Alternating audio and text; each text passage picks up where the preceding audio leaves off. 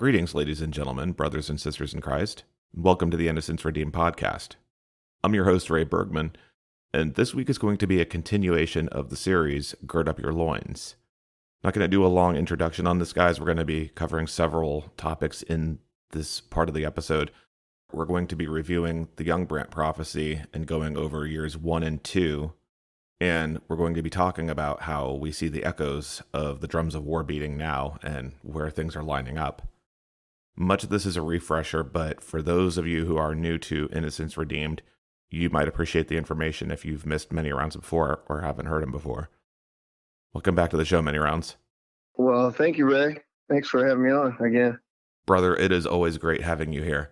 So in the last episode, we went over the different events and you shared a dream that you had about a tidal wave. And I know there was another dream you wanted to share. Did you want to get back into that and tell listeners where we were going? Because I know you wanted to get into the Chuck Young Brant prophecy. I know behind the scenes you were telling me you wanted to do a recap on that, and I agreed that it was time to do that. So tell the listeners what you're getting and the discernment you have, and then we'll get into recapping all that. What I got was basically that we're on the very, very verge of all of these things hitting, like boom, boom, boom, boom, boom, boom, real quick like. And if we're in the first year of what Chuck Young Brant had spoken about, that means in September, there was going to be a devastating hurricane hit New Orleans. All right. Now, the last real devastating hurricane they got hit with was Katrina. And I mean, they got hammered. Okay. And there was a lot of shenanigans that happened in that whole process that, it's just incredible. But now there's a whole slew of these storms right now that are lined up all the way from Africa, all the way to Florida right now. And the way the earth is convulsing, because of the solar cycles and this planetary body that's coming through the solar system, Nibiru or whatever you want to call it, Planet X, that people, cast off as a bunch of conspiracy, blah, blah, blah. Well, it ain't going to look like a conspiracy when you can see it and it's gigantic in your view screen. But right now it's pretty far out there. But people are reporting that they're seeing this other solar body out there from different latitudes, but they're putting a kibosh on any broadcasting of that kind of information. So most folks are never going to hear about any of that until they wake up one morning and they're on their way to work and they're looking at the sun and they're going, what the heck is that other thing right there? But that's affecting the whole solar system and affecting the sun. Okay. And God calls it the destroyer in the Bible. And he's used it to make, radical, catastrophic changes on the earth in the past. And this time's no different, except I think it's going to pass a lot closer to the earth and affect a lot more of the cosmos in our vicinity than it ever has in the past. And it's going to cause a lot of those things that are recorded in the book of Revelation and in Daniel and elsewhere in Isaiah. The earth is going to reel to and fro like a drunkard. And that could be from several different reasons. But this huge body out there rolling by the earth is going to affect our magnetic field. And it's going to affect the other planets normal, traversing around the sun. So it's going to shake everything out there.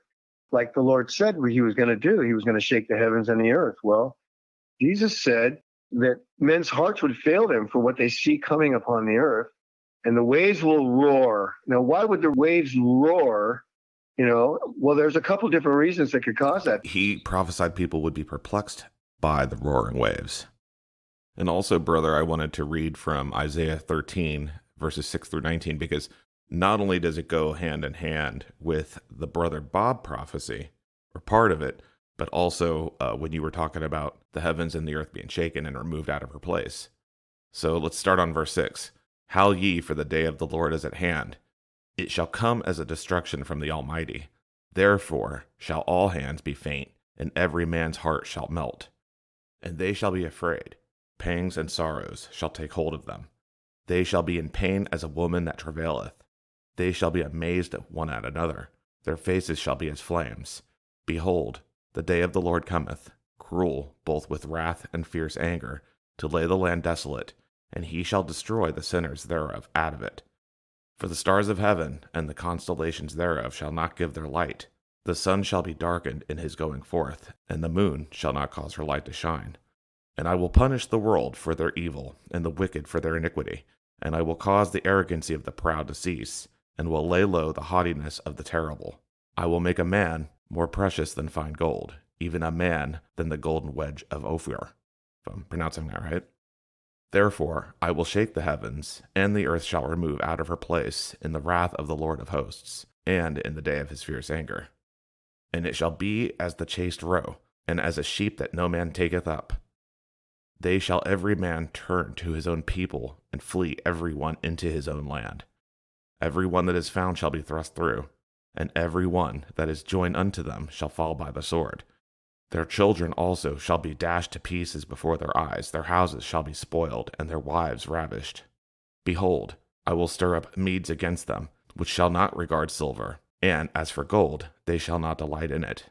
Their bows also shall dash the young men to pieces, and they shall have no pity on the fruit of the womb, their eyes shall not spare children. And Babylon, the glory of kingdoms, the beauty of the Chaldees' excellency, shall be as when God overthrew Sodom and Gomorrah. Yeah. They're going to be scared to death. Okay. In other words. Well, if they keep believing the lies, of course they're going to be perplexed and confused. Yeah. So it's like the magma that's underneath is rising, and it's heating up the seabed. And the seabed, there's been reports of high temperatures in the ocean, much higher than normal. Okay. In a lot of different places. And there's all these like bulges and crevasses that are appearing in different continents, Antarctica, Africa, and elsewhere, where there's whole hillsides sliding down into the ravine, or just sliding off. I mean, a whole bunch of people that are living in these areas that are being affected, but you're not hearing any about this too much on the news, But it's incredible, man. It's just incredible. You don't hear about a lot of things on the news. It's Looney Tunes anymore. I mean, that's just the reality. So you were talking about the storm in September, if this is the year, which you believe it is. And right. There are a lot of signs that point toward that in the Young Brant prophecy, but then you wanted to get into the Russian elections, and that had something to do with that or something? Yeah. I was looking at a video by Stan, I think his name's Johnson, from the Prophecy Club. And he was talking about this timeline. He was going over a timeline, and he was talking about what Dimitri had seen and some other people. And then there was a guy named Chris, but I can't remember his last name. I didn't have time before this broadcast to go look him up. But what he was talking about was the New Madrid quake. He saw this huge earthquake, and he was taken up into the air or whatever. I don't know. But he was taken somewhere, and he saw this meeting with Putin and the Chinese guy, president, and some other folks. And he said it was right after Putin had gotten reelected. So the time of the reelection is key, in other words. Now, Putin is going to be elected, according to this guy, he's going to be reelected, and that election takes place on March 17th of 2024, right? So, in other words, the earthquake is slated to either be right around that time or before that time, where this New Madrid quake hits, right? And he doesn't get inaugurated until May 7th. And if there's a tie or something, or there's some difficulty in the count, then they'll do another election on April 7th. But by May 7th, whoever's going to be president will be determined and be inaugurated on May 7th.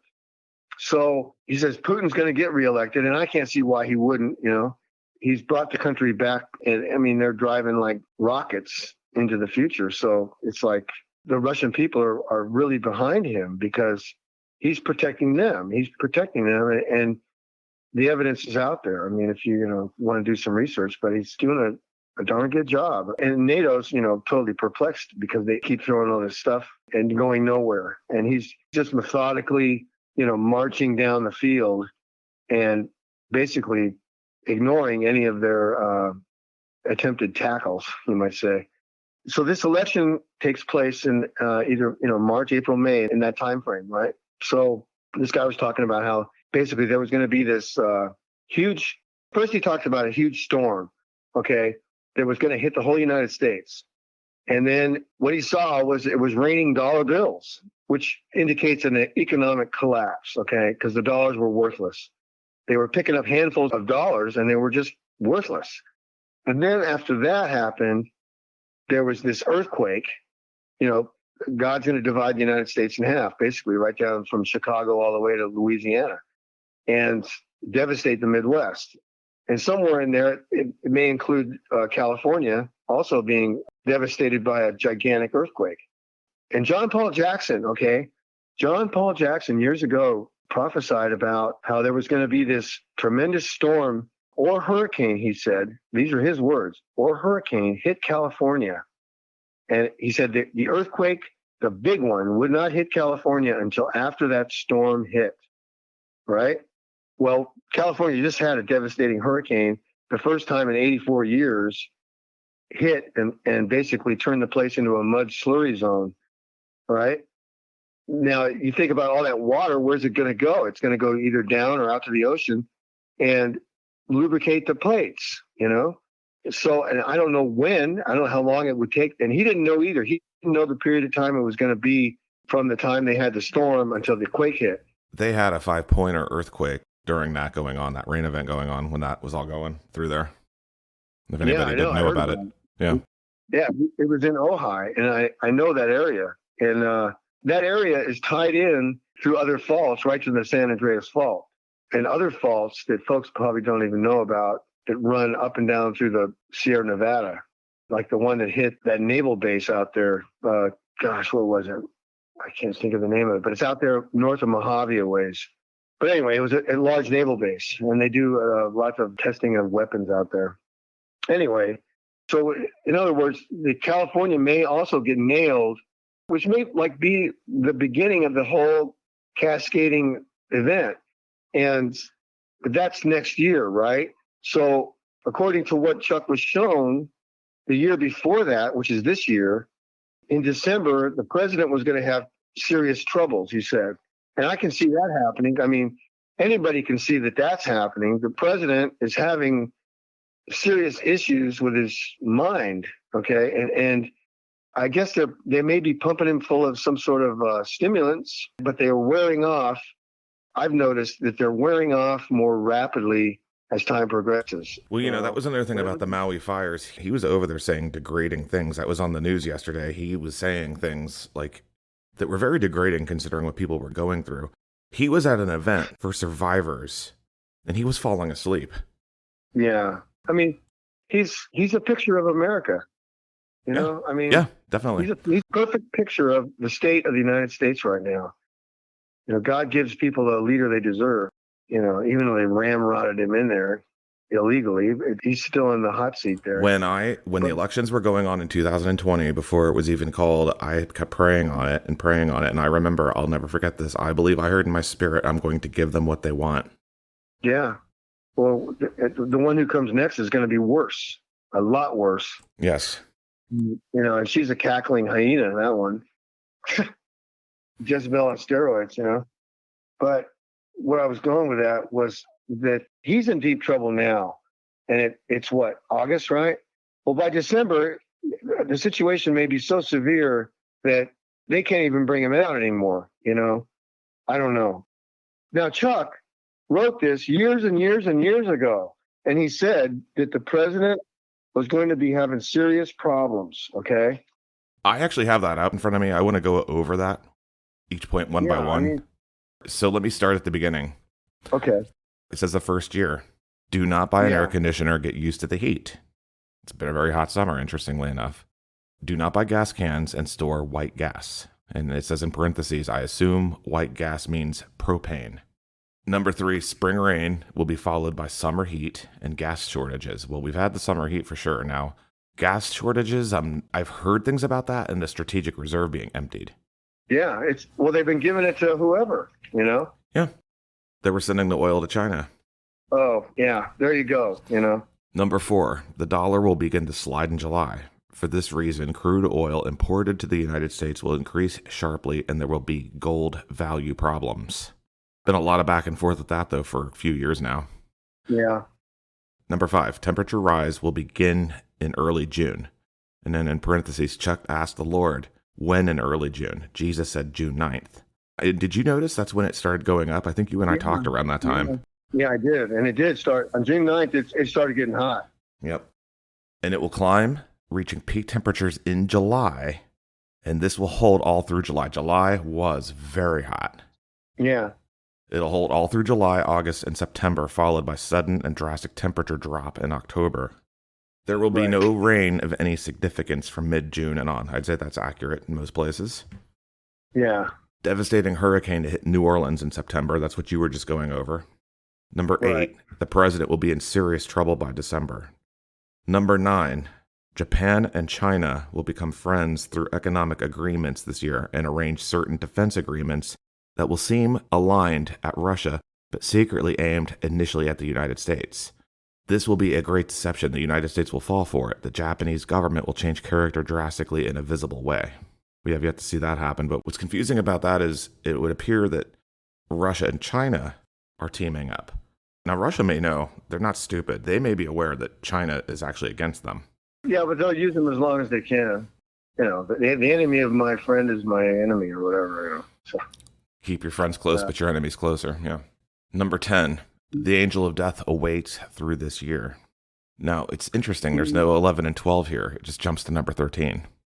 Yeah. Going back to the Japan thing, right? Yeah.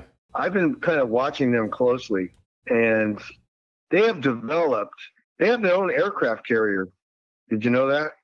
And it's a high-speed, low-drag carrier, man. I mean, it's nice, state-of-the-art. I have heard that they have sophisticated subs. Yeah, and what I think is they're not dumb, and they can see the writings on the wall for the United States, right? And they can see that Russia and China are the winning team now, okay? They live over there, you know? They live right across the ocean, a little hop, skip, and jump, and they're in China. So they have to think about their future, all right? And they're not going to alienate or burn the bridge completely between them and China in the hopes that America is somehow going to pull off some miracle and be able to provide them with some sort of military protection, okay? I think they're very aware of what the real true situation in the United States. You know, that it's basically running on momentum from the 1980s, okay? And the Chinese and the Russians, however, have developed their equipment and their stuff to a level of technology that they haven't even revealed yet, okay?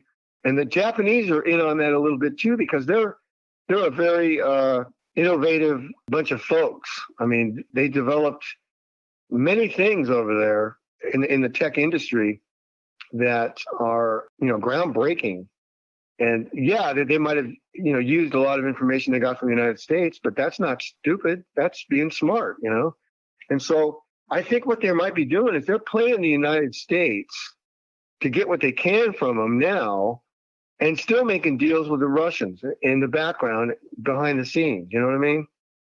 That's definitely what's going on, I believe.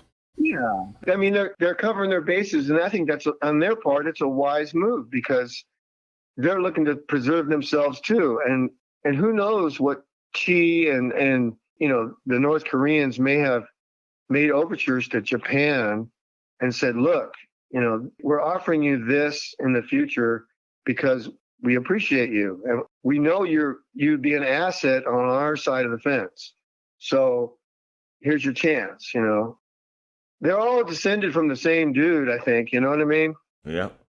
From Noah, one of those brothers. So they're not dumb. And so anyway, I just wanted to go over that with you a little bit on that one. No, I think that's a very good thing to mention. That you made that point. But number 13, when we go on in this list, continue in faith. The net of prayer will grow steadily and then unexpectedly. Be ready. You know, right. I've been telling everybody recently, embrace the Lord, embrace the suffering, do what you have to do, but don't stop praying. Yeah. Because God's going to answer the prayers for people who have long been praying for things that they've been suffering through a lot of already what's been going on. Yeah. Number 14, do not fear. This year, many will lose jobs and city and state governments will fail suddenly. Well, that has been actually happening in certain places. The funding is running out. Well, yeah, there's a lot of cities that are having some serious problems with homeless. That's been happening all up and down the West Coast Yeah, they're failing. I mean, the cities, for a few years now, if actually. the support mechanism is failing. It is failing. I mean, it's failing. There's no other way to say it. It's just broke, and it's getting worse. Check that off. There will be serious economic crumbling. Psalm 37 through 39 quoted, which says, "But the salvation of the righteous is of the Lord. He is their strength in the time of trouble." Right. Disease will start from California and move east. Many left incapacitated. From Georgia, a plague to kill thousands as it spreads. Panic and fear will grip the nation. It's interesting, on that point, how they've been getting everything ready as far as... Yeah. What that tells me is they're going to drop some canister, or they're going to spray an area, or whatever they're going to do to contaminate it. And then suddenly people will start getting this disease. You know what I mean? And it will be devastating. It will, succumb. People will die, no doubt. But it'll help to promote their push to everybody, Or bring in the foreign troops to restore order, because I think the next one's going to be something that can be seen. It won't be an invisible boogeyman people can't see, or something like a bad flu. So next one. Yeah, the food riots. Food riots will break out in August in many major cities. Now, we're almost at the end of August. We have not seen that yet. No, we haven't yet. But there have been little disturbances about people saying that there's a lot of stuff missing, or that this is drying up, and that rice is drying up, and and the big box stores are having trouble getting this and that. People are starting to panic a little bit. They're empty. I mean, look what happened in California right before that hurricane, man. They waited to the last minute, like they do, and then they went in there to Costco or wherever and stripped the shelves bare. Well, we saw that at the beginning of COVID. Oh, and it's going to get worse. Did you hear that they just passed a law there now where apparently people can loot stores, and anybody who tries to stop them or prevent them from doing so can be arrested and fined? Like, I think some incredible amount, like up to $18,000 or some ridiculous amount. I mean, this is the spirit of lawlessness. This is lawlessness. This is the country breaking down right now. So, I mean, it's going to get worse nationwide when all this starts to happen. Yeah. Now, think about this. That hurricane damaged a lot of the roads and the infrastructure to get a lot of those stores resupplied, right? But you're not hearing that too much. But I'll bet you right now they're having a problem getting certain commodities through those muddied areas that they're cleaning up as fast as they can. We would need listeners in California to confirm that for us. What's going on over there? Yeah, but if something does happen this month, it's probably going to start out there somewhere, maybe on the East Coast. But have you heard about all these boats that are locked up right near the Panama Canal because they can't get through? No, I haven't. But I want to get to the next point, because we were talking about how people couldn't get food, or they went and panicked. Well, that happened at the beginning of COVID. Well, it's interesting. From Georgia, a plague to kill thousands as it spreads. Panic and fear will grip the nation. Well, that's what happened at the beginning of COVID. And every time there's an event, that's what people do, because they don't get ready. They don't carry extra things. So that's how the hoarding comes, because that brings us to point 19. Food costs to soar. Availability declines. Quality is poor. Hoarding magnifies the problems. Right. Government tries. This is point 20. Government tries but fails to instill confidence. Point 21. Those who rebel against God will also rebel against government, and hundreds of thousands will want for food, and starvation begins. And then it says Psalm 37:35 quoted. Verse 35 in Psalm 37:35 says, "I have seen in great power, and spreading himself like a green bay tree." And I want to read the King James Version translation of that, because it's interesting what we're seeing up in northern Nevada right now at this Burning Man festival. If you look at the King James Version of Psalm 37:35, it says, "I have seen the wicked in great power and spreading himself like a green bay tree." That event at the Burning Man festival, these people got rained out and all this jazz and all that, whereas the media is hyping this and saying, "Oh, these poor people, these poor people." No, they're getting exactly what they've sown. That is a warning shot, what they got up there. That was a warning shot to repent. because worse is going to come for those taking part in such deeds. They were sacrificing to idols. They're taking part in orgies and all these detestable sins. And you notice they got rained on and trapped there. That was God opening up the heavens, raining it down on them.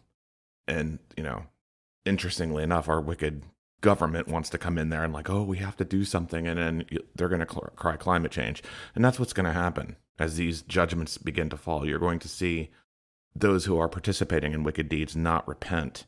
And they're going to flaunt it even more and do even more detestable things before they actually turn around. And it's going to get really, really bad before they change their ways.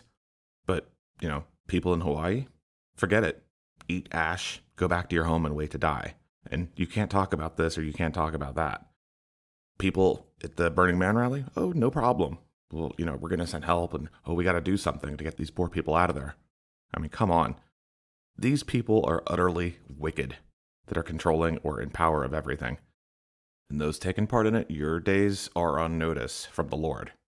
So I want to put that out there. And, for the sake of time, I'm not going to get into it. But if anybody wants to, or that's concerned, read Ezekiel 16 and read Jeremiah 6.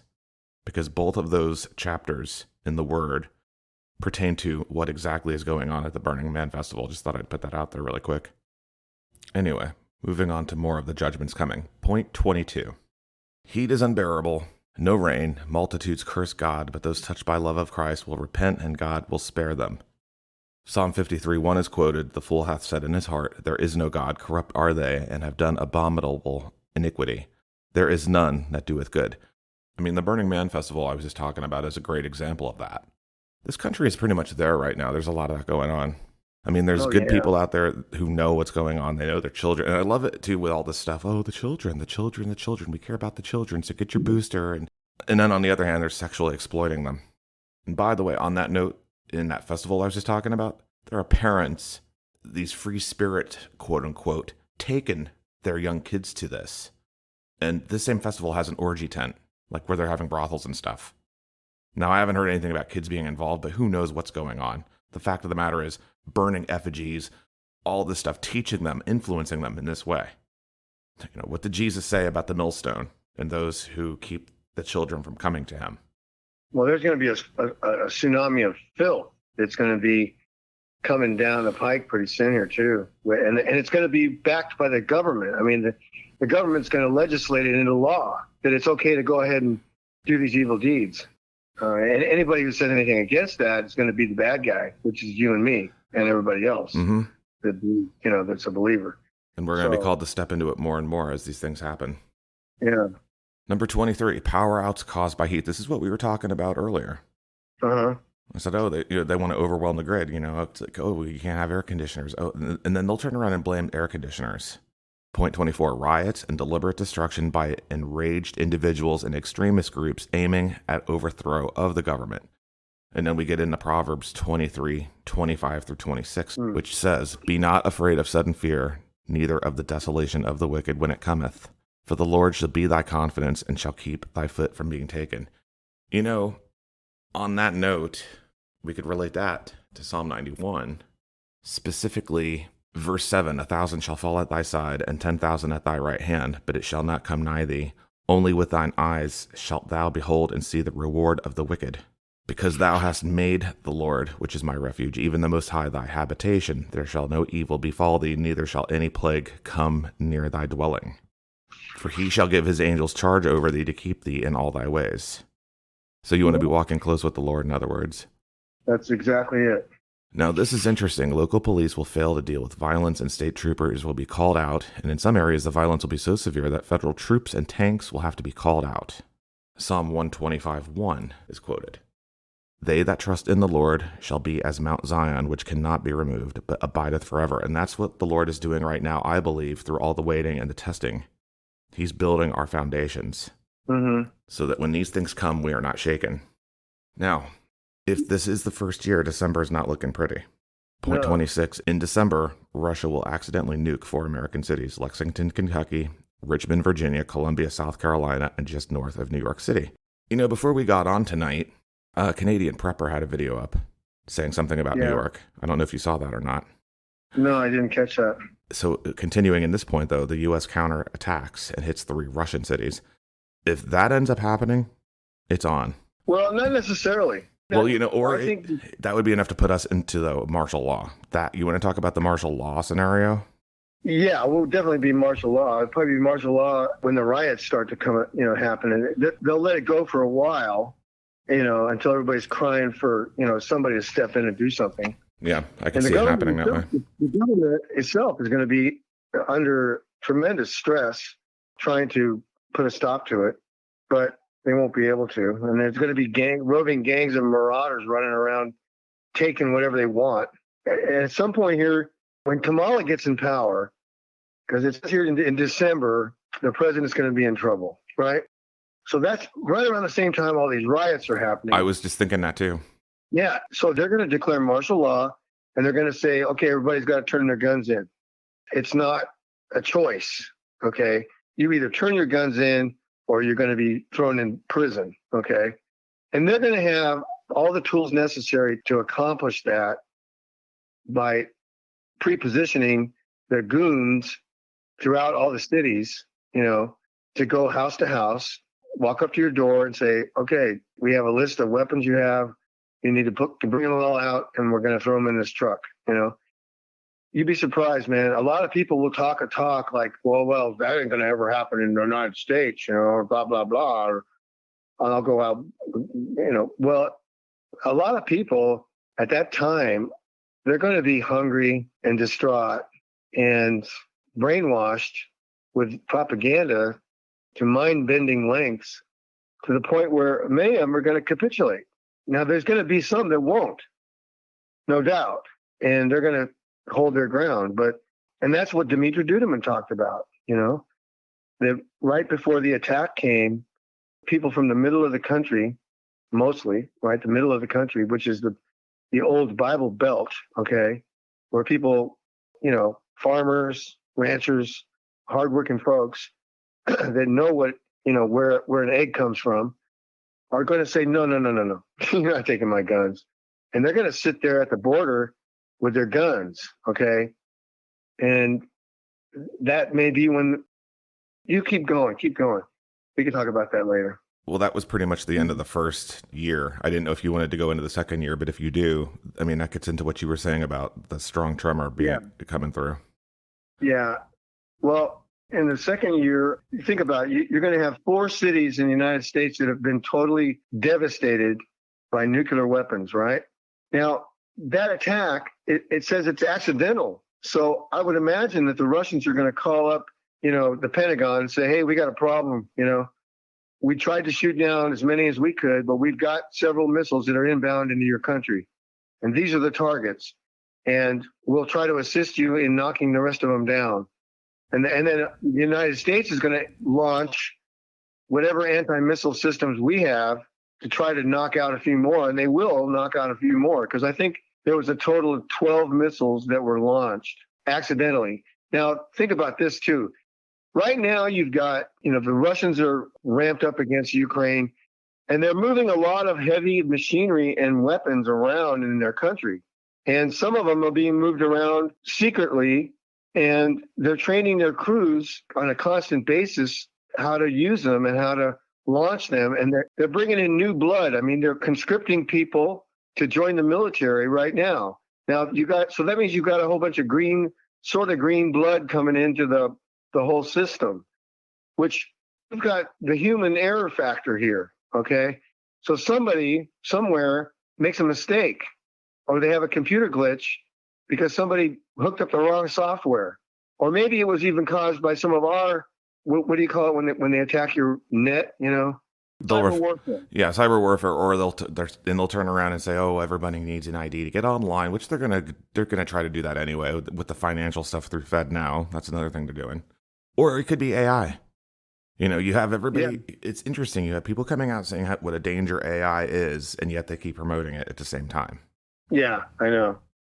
Somehow, some way, they have a problem, but they voluntarily call up the United States and say, "Hey, we got a problem, guys." And so they make some agreement, like in that movie, Failsafe, well, you nuked 4 of our cities, so what are we going to do, guys? Well, I guess you're going to have to nuke 3 of ours, and they'll make some deal, and they'll probably some money changes hands. I don't know, but we nuke 3 of their cities. And I would imagine that is a completely separate event from both the Azov Mina prophecy and the upcoming nuclear attack on the United States by the Russians and the Chinese later that year. It's a completely separate event. But in essence, it weakens the country even more. The ultimate outcome is it's going to totally devastate 4 of our cities, and all the terrible grief and other problems that it's going to produce. You're going to have radiation everywhere. You're going to have a constant barrage of problems come up in the surrounding areas of these cities that is going to become a very difficult situation to manage. So it's just going to even further weaken the country as a whole, making us even more susceptible to later events, is where I'm going with that. But he says in January that Iowa is going to be struck by a strong tremor. And 30 days later, a massive quake will hit Boston. So they're followed by a wave of quakes, leaving blows clear across the nation.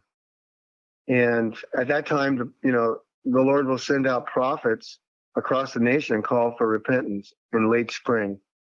The winter is going to be very intense and very cold.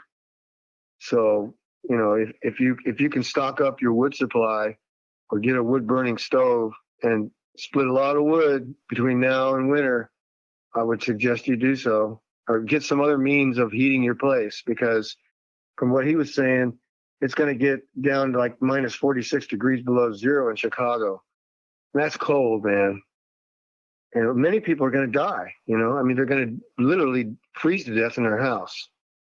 So this winter that is preceding the other events later on in the year is going to be devastating in and of itself. So I would highly recommend folks make preparations for that and get some means to heat your home. Now, but this is the second year, correct? So that means if this is the first year that we're in right now, this would be next year. See, I don't put a timeline on things because I don't believe, because any of these could happen at any time. Yeah, but it's August now. December, you're talking it's winter already, right? And it's going to be probably winter till March. So you're talking about 3-4 months of extreme cold weather that's going to hit the nation. That's going to be probably unprecedented. We had that last year. Yeah, well, it's going to be worse this year. Coming, which is only a few months away. People have only got a few months. If things get really cold in October, then you're talking August, September, October. You're talking, you got 2 months to go out and split some wood and get your place ready and insulate your place. So whatever you got to do. So you believe that this will be the beginning of 2024 then? Yeah. This winter and the beginning of 2024. We'll see. We'll watch and see. But I think before this month is out, we're going to see some riots somewhere across the country. And these diseases are going to pop up. Well, we did see, interestingly enough, we saw riots in France. Think about what the repercussions through Europe have been because of some of the moves that this government has done in sanctioning Russia stupidly, and basically curtailing the ability for the Europeans to keep themselves warm and get wheat from Ukraine or wherever. And they're talking about rationing electricity. I heard something that they're starting to play games over in the UK with people's electricity. Yeah, I'm sure they are. Like they're trying to tell people, like, oh, there's not enough to go around or something. Yeah, and the economy is shaking and quaking right now. Yeah, you could have a serious economic shutdown in a month or two that suddenly, just totally devastates the country economically, and then you're seriously going to have riots, and other issues, and people are going to be eating each other. That's how bad it's going to get. You read about the siege they had in Jerusalem, years ago, and people were eating their children and boiling their kids in pots. I mean, this is no joke, okay? This is no joke. This is real deal here. That's The in United States, Deuteronomy, I believe. Was it yeah. Deuteronomy 28 or 29, if I remember right? Well, I think it's in Genesis too. Yeah. And, you know, I mean, it's in Genesis and it's in Samuel. It's in Samuel, Second Samuel, and in Chronicles. So, you know, read those because it's in there. But the king was so distraught, he was wearing sackcloth, you know? When this woman came up to him and said, hey, you know what?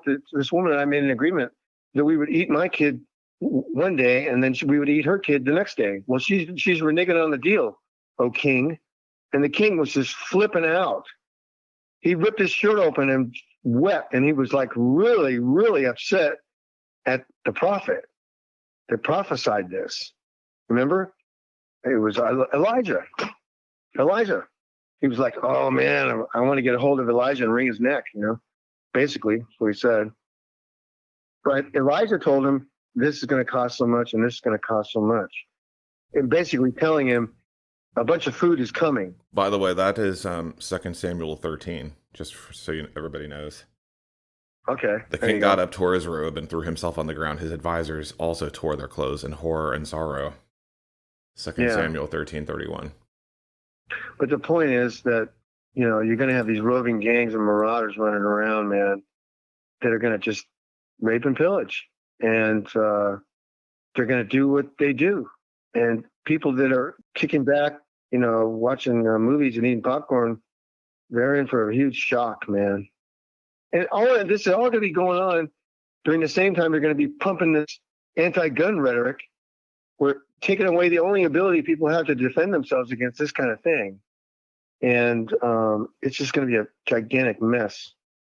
And the people that retain their arms, and I mean, you know, there's a lot of folks out there that they're hurting already, and they don't have money to go out and buy an expensive weapon, you know, or spend $300 or $400, $600 on a good pistol or $1,000 on a nice rifle or whatever. You know, it's like if I didn't have gun one, I have the Lord, okay? But I also have a means. I can make spears, if nothing else, okay? I can go out and find some trees that are about 1 inch in diameter and wrap up a couple of nice pointy spears if I have nothing else, or a baseball bat even, you know, a sledgehammer. I mean, they used to have this thing called the butter knife brigade during some sieges and wars. But it was basically, you know, you start out with a butter knife and you take somebody's gun with your butter knife, you know. But I'm just saying, you know, people need to seek God on all this, okay? Because it's coming down. The judgment's coming down. That's what he's showing me, brother, you know. And there's nothing wrong with defending yourself. Read Nehemiah, you know. I mean, it's Luke 21, I think, isn't it? Or 20, where Jesus said, hey, did you guys lack anything when you went out? You know, when I sent you guys out? And they said, no. And he said, well, now I'm telling you, sell your jacket and go get a sword, okay? Because the things concerning me have an end. And we're at the end of the things concerning him, which means you're going to have to be able to defend yourself. And it's your duty as a priest of your household, if you're a man, to defend your loved ones and your property, you know, if your wife and your kids, your family, with whatever means is at your disposal, and count on God to help see it through and make the right choices. That verse you were referring to, by the way, was Luke 22:36. Yeah, there you go. And read it. Go ahead and read it. Then he said to them, but now, he who has a money bag, let him take it, and likewise a knapsack. And he who has no sword, let him sell his garment and buy one. Right. That's it. Because the things concerning me have an end. That's there too, I think, somewhere. Isn't it? For I say to you that this which is written must still be accomplished in me. And he was numbered with the transgressors. For the things concerning me have an end. Yeah, right. Exactly. And he was talking to us. He was talking 2,000 years in the future, brother. You know? Like when he was quoting Isaiah in the synagogue there.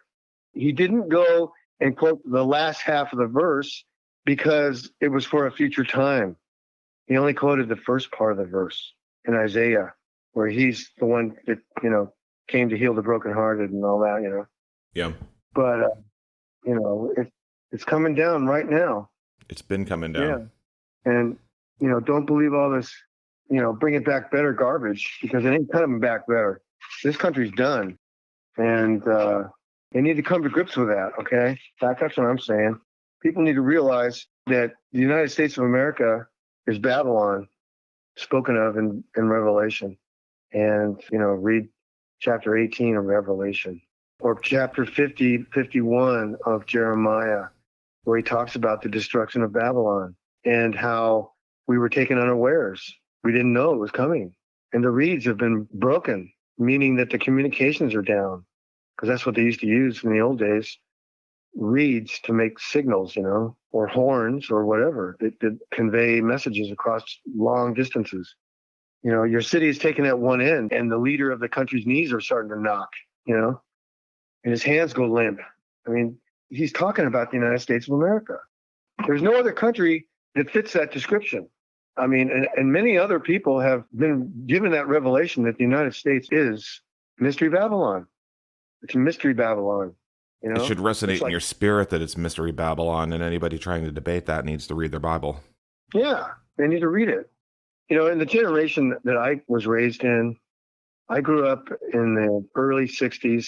And back then, the country was much different than it is now. Much different. And there was a lot of good that isn't in the country now. And there was a lot of shenanigans going on even then. And even before that, after World War II, before World War II. And what we did with the Indians and the slaves and all that has accumulated. But now, from 73, they started killing babies wholesale in the womb. And now it's out of the womb. And now it's blatant murder everywhere. Okay. And blatant sexual immorality everywhere. This place is making Sodom blush. And it's just disgusting. It's disgusting. And it's going to get worse than it is right now.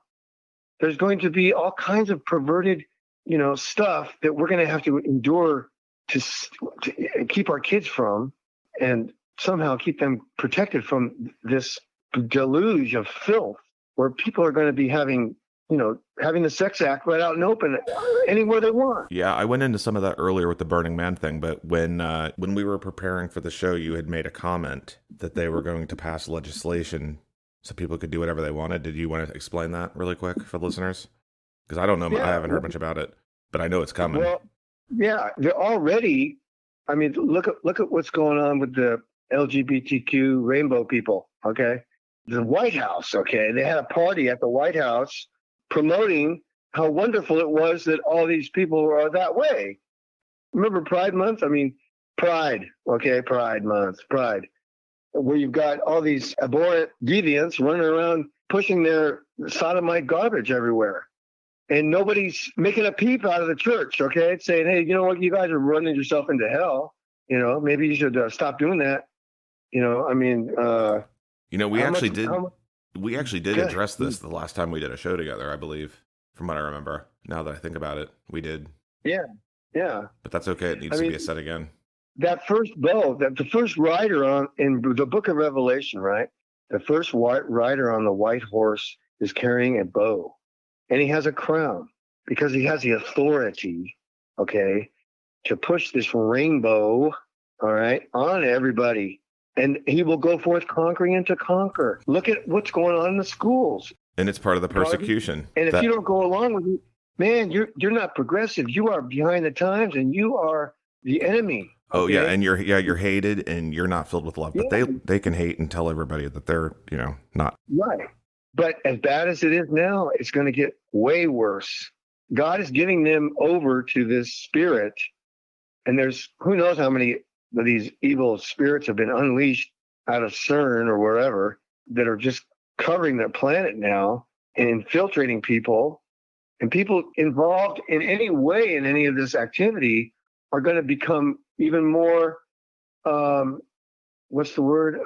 amplified. It's going to amplify their actions and their arrogance and their aggressiveness. Their aggressiveness is going to increase to the point of violence. They'll willy-nilly just rape people in the middle of the street, and the cops are going to do nothing because they don't want to lose their career, over protecting someone.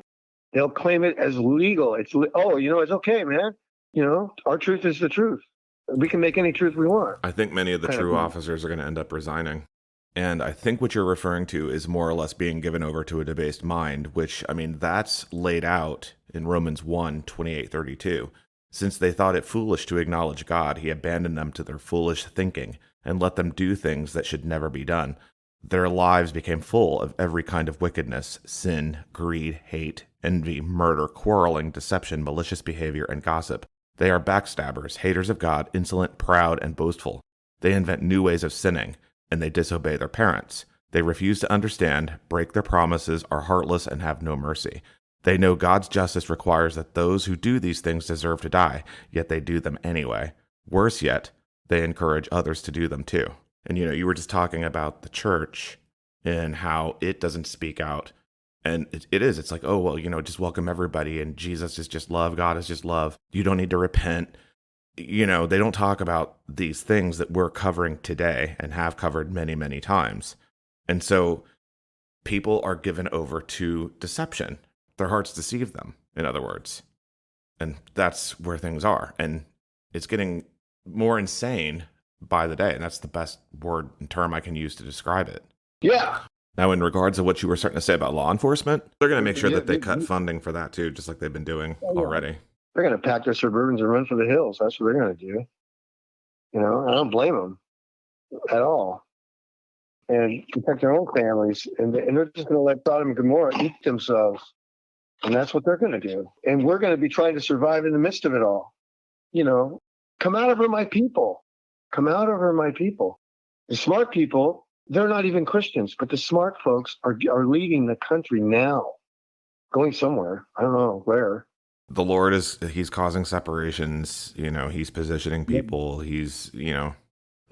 I mean, he's moving people right now. Yes. But there's a lot of these immigrants, that have come into the country, right? Some illegally, but some legally that have been here for years. I'll bet you, they're probably highly considering going back to their home country right now because they know this place is going down and they don't want any part of it. And it's better now in their home country than it's going to be here. And the smart folks are seeing that and going, well, it's time to go, time to get out of here. And if we want to survive, we want to live.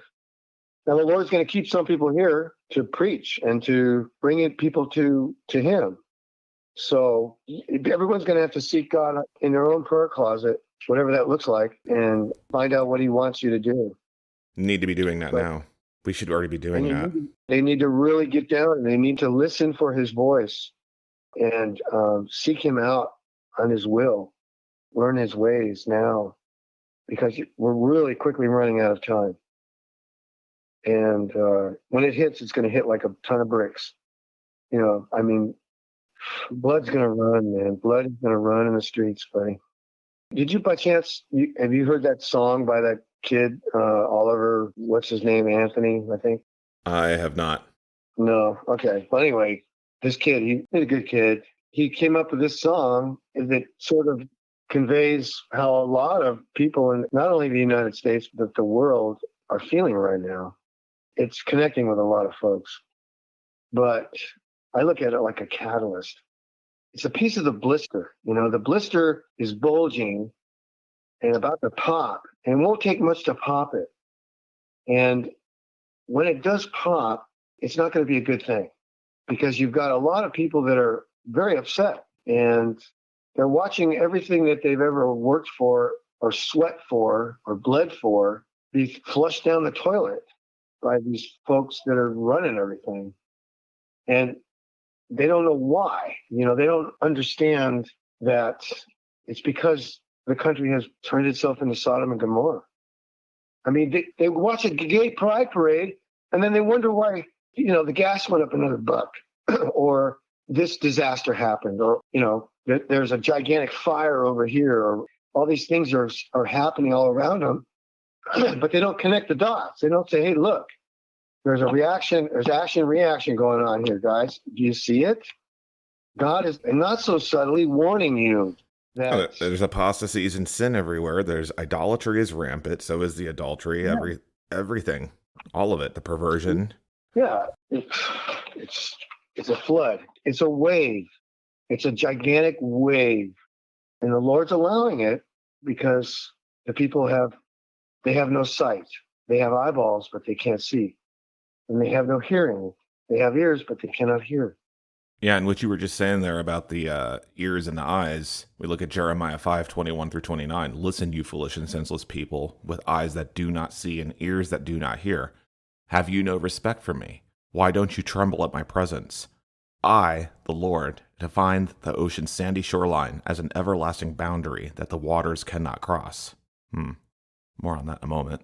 The waves may toss and roar, but they can never pass the boundaries I set. But my people have stubborn and rebellious hearts. They have turned away and abandoned me. They do not say from the heart, let us live in awe of the Lord our God, for he gives us rain each spring and fall, assuring us of a harvest when the time is right. Your wickedness has deprived you of these wonderful blessings. Your sin has robbed you of all these good things. Among my people are wicked men, who lie in wait for victims like a hunter hiding in a blind. They continually set traps to catch people. Like a cage filled with birds, their homes are filled with evil plots. And now they are great and rich. They are fat and sleek, and there is no limit to their wicked deeds. They refuse to provide justice to orphans and deny the rights of the poor. That's happening right now. Should I not punish them for this, says the Lord? Should I not avenge myself against such a nation?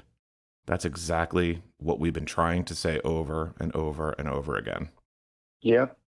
You know, it's like you and I, we've been, I don't know how long you've been doing this, but I've been doing this for a while. Linda's been doing it for a while. Steve Quayle's been doing it for 40 years, you know. Dimitri did it for quite a while there. And others, that little celestial gal, she's been doing it for the last 5 years or something, right? Yep. And it's like people are just blowing it off, you know. They're just blowing it off. And it's written in the Bible that they would blow it off. They are blowing it off.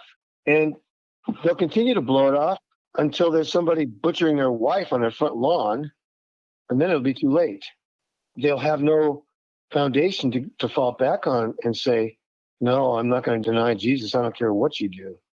Because they're going to butcher people right in front of their families, man. They're going to rip them open and slaughter them. And then people that give in, that deny Jesus, are going to be even worse devils afterwards, man, because they're going to know they've permanently removed themselves from any hope they would have ever had. Well, if that doesn't get your attention, I don't know what will. And on that mockery that you were just speaking of, we look at Acts 13:41.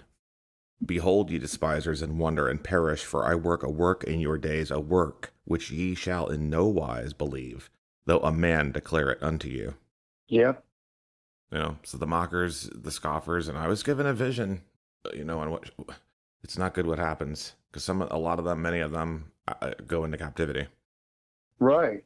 Yeah. The Chinese have a lot of boats, and a lot of people are going to die. Well, the judgments are going to come, and unfortunately, a lot of us, we are even going to have to suffer along with those who are unbelieving.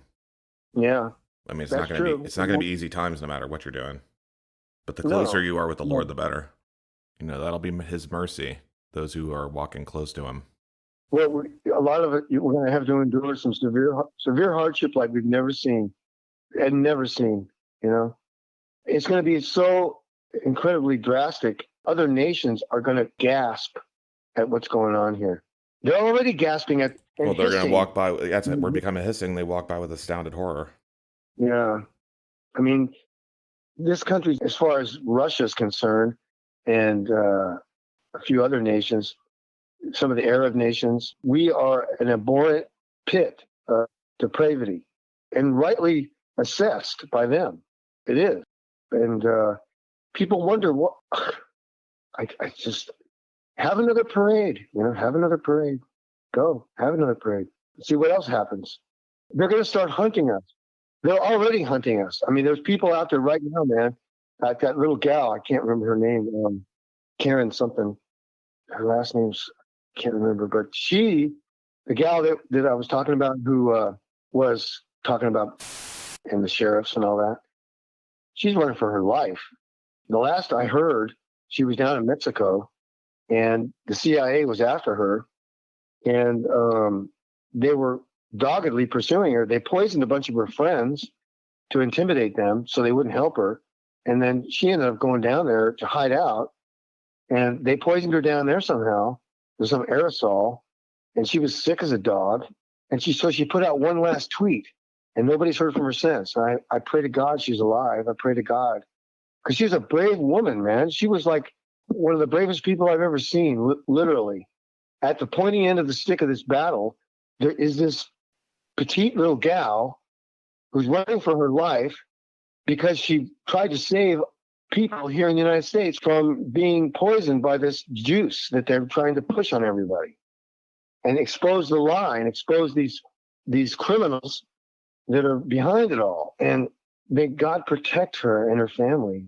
But what I'm getting at is, I mean, look what they did to Alex Jones. They're coming. They're coming.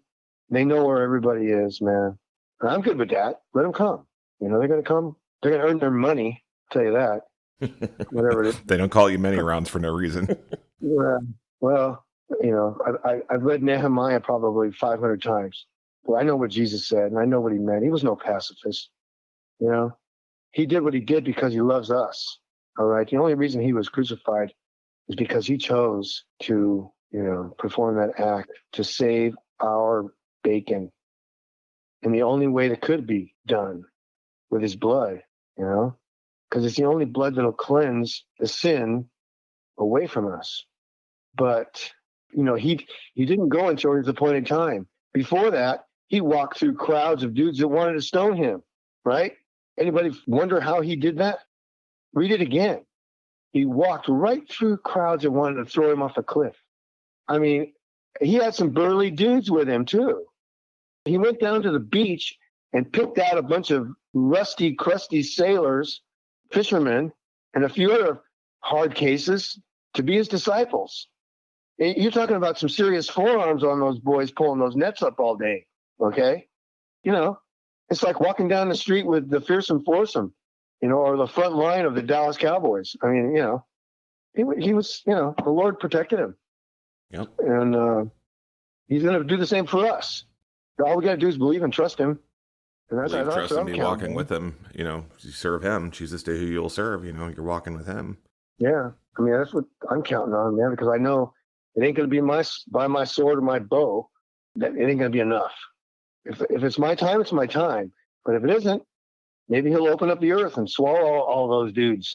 And the rest of them will run like faster than they've ever ran, you know, because they don't want to be around that dude. That dude knows the Lord. And the Lord is in that area. No. We're going to go take out somebody that's a little less of a problem. But he said we'd be persecuted, some of us to death. And there's a whole slew of people underneath that altar, brother. You know? There is. They were martyred. And, you know, if that's what he wants to do with me, then okay. But they're going to get an earful before they do it, if I can. And they're going to get some scripture. But our days are numbered being on the internet, brother. So it's like, maybe folks will remember this, but when push comes to shove, don't deny Jesus Christ for a bowl of beans, okay? Or some promise that they give you. Because every time they move their lips, they lie. And they're out to eat you. That's it. And it needs to be understood that they're whipping things up to the degree that they are, and it's starting now, and it's going to get progressively worse. Yeah. So it comes to a point that they wear people down that they want to give up. A well-known tactic of Satan, by the way, and they're his earthly minions. Well, they're burning people now. They're literally incinerating people for their own aims. You know, look what happened in Hawaii, man. Yep. Elsewhere.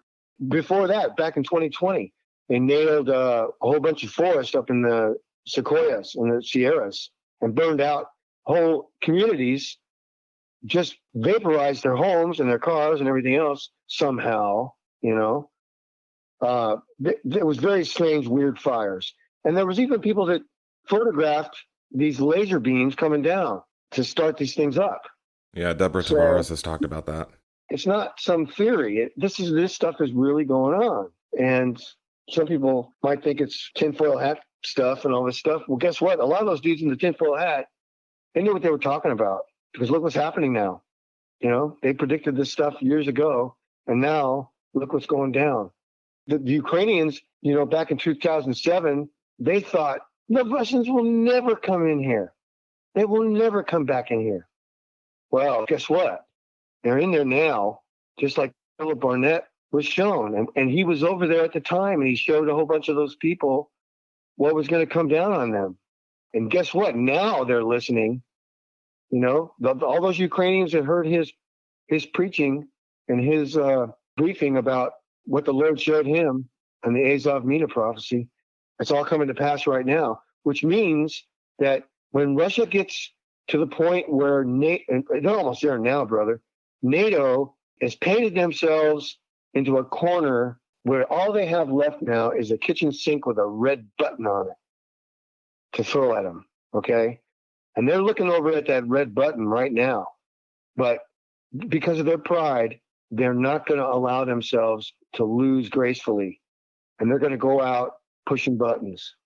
And they're going to nuke Russia. And they're going to nuke portions of Ukraine where the Russians are holed up in that crescent shape that basically parallels the Dnieper River there, just like Philip Barnett was shown. When they do that, that might coincide exactly with what has been prophesied by Dmitry and all those guys about when the Russians attack us. You know, they may attack us as a retaliatory strike because it's going to happen so quickly. If we nuke Russia, it's going to take them about, 3 nanoseconds to figure out what's going on and nuke us. Okay. And those missiles fly a lot quicker now. They got some high-tech, high-speed, low-drag missiles that go Mach 10, Mach 12, and they'll be here in minutes. Minutes. If they're sub-launch, they're going to be here in even less time. They can have a submarine, 4 miles off the coast of Delaware, launching a missile and hit Washington, D.C. in under 2 minutes. People, gosh, they take for granted, their lives, man, because the Russians have always had a contingent of ICBMs or sub-launched, ballistic missiles in these submarines just sitting off the coast for years. And we play this game of cat and mouse with them, where we send out our P3s and we hunt them down and we find them, and then we go back and then we send out another shift to go out and find them again and continue tabs on them where they are, blah, blah, blah, blah, blah, which in reality, we know where they are, but they can launch so quickly that it's not going to matter that we know where they are, because their missiles are going to be flying in so quick that even if we could sink their subs, it's not going to matter because they're empty subs now. They're empty platforms. They've done their job. So they can just submerge and drive home, Why would you attack a submarine that doesn't have any weapons in it? You'd save your weapons for one that does. So those guys are just parked out there waiting, and they know the minute they launch that we can locate them, but they're going to do it so quick and so brazen that we're not going to be able to do anything about their submarines, man. The reality is it's not going to matter. It is not going to matter. This country will be devastated in 10 minutes. 10 minutes. They'll keep bombing. I mean, it'd probably be a barrage of sorties for, I don't know, half an hour, maybe. So, brother, did you want to recap what's going on in the Middle East? I know there's recently been some developments over there, and maybe then we'll also segue into the Asia Pacific region. What are you seeing going on with that? Well, I know the Middle East is going to erupt, okay? I mean, everybody's been calling that for years. But we're over there in Syria pretty much uninvited, and the Russians are over there invited, okay? And there's things going on in Africa too right now with Niger and Nigeria. And I remember reading years ago about the vision that George Washington had. And in his vision, he saw this huge cloud of war erupting in the African continent and then getting really bad, and then creeping over the Atlantic toward the United States. So, in light of what's going on over there now in Africa, because the Russians are, they've got a foothold in there, and the Chinese have a foothold in there, and I think the United States is trying to play catch up, and we have troops over there too, and we're trying to arrange these coups, and the Russians aren't having it. Anyway, and neither are some of the countries themselves are like, they're tired of the U.S. imperialism going on. So there's liable to be some sort of conflagration happen within the African continent pretty soon. There's also the Syrian, Iranian / Russian coalition going on that the United States has got their nose in, and their nose is going to get cut off because at some point there's going to be a knockdown, drag out, and the Iranians are going to nuke us in Bahrain, and a lot of our units that are there and that are going to be there at the time are going to be just completely destroyed. So basically, what you have going on is a series of ambushes that are being set up for the United States to be weakened further, and our military to be eviscerated, basically, off of our asset list. And that will make it just that much easier for them to come in here and roll through here. But I kind of wanted to hit a few high points on the rest of that year that Chuck Youngbrand had seen, because it kind of dovetails into that. And I see, like, we've both seen visions of guys being drafted, right? Yes. And I'm in a big hurry, in a rush, without a lot of gear being provided for them, and support. The winter's going to be it's going to end abruptly in April with warm days and sun, and it'll be very pleasant, and many will think it's over. But the land is parched, and last year's crop failures will deepen. Rivers, lakes will dry up this year. Temperatures will rise over 120 degrees by mid-May, and underground cisterns are going to dry up and such. In other places, rainfall is going to be so heavy that flooding and destruction will be unavoidable. Other areas will be ripped by numberless tornadoes and hurricanes, and waves of tremors will shake the land, followed by outbreaks of disease and fear, and hate-spawned destruction. Something that the Lord brought to my attention. In the scenario where in August there will be food riots, he says, if it's this year. Well, yeah. I've seen videos and reports of these guys in hoodies, just ransacking stores already, okay? And they're not grabbing maybe food per se, but they're grabbing stuff out of Nordstrom and, wherever they can get, But they're doing it in a very structured, organized fashion. Hit and run, And the cops are pulling their hair out trying to figure out who it is and how they're doing it and all this stuff, right? Well, there's probably things going on that they're not reporting, where they're hitting stores that have food, and they're just piling up food in their shopping carts and then rolling it out into a van and taking off. I don't know, but it'd be something I'd look for. That's been going on for about a year now, actually. Yeah, and more organized gangs just cleaning out of stores, to the point where they're going to have armed security on site or have the cops there 24/7, if that's possible. I don't know. But I think it's just going to get so out of hand at some point that they will have to take more drastic measures. But, it's just something to look for. That's all I'm saying. That there's a potential for that to start really ramping up. Yeah. So getting back to these points, he says here, everything is failing. Only the Christians have the strength to act, and the hand of God will be clearly visible to all in the Christian communities. Many will be saved in this time, but many others will curse God, knowing full well why this has befallen them. And he goes on, he talks, sin will grow in its deepest, even in the midst of judgment, with the call to repentance the loudest. And then he says, multitudes will reject Christ in knowing ways, and the depths of depravity and abominable behavior will stun even the most compassionate. And that's what I was talking about, how these people are just going to get more and more brazen in their acts, and what they're doing. And the wrath of God will increase. It'll really burn hot, he says. and his fury will be unleashed in a terrible way. And that's when the giant earthquake hits the Midwest. And the whole continent will shake by the intensity of this quake. And the Midwestern United States is going to be devastated.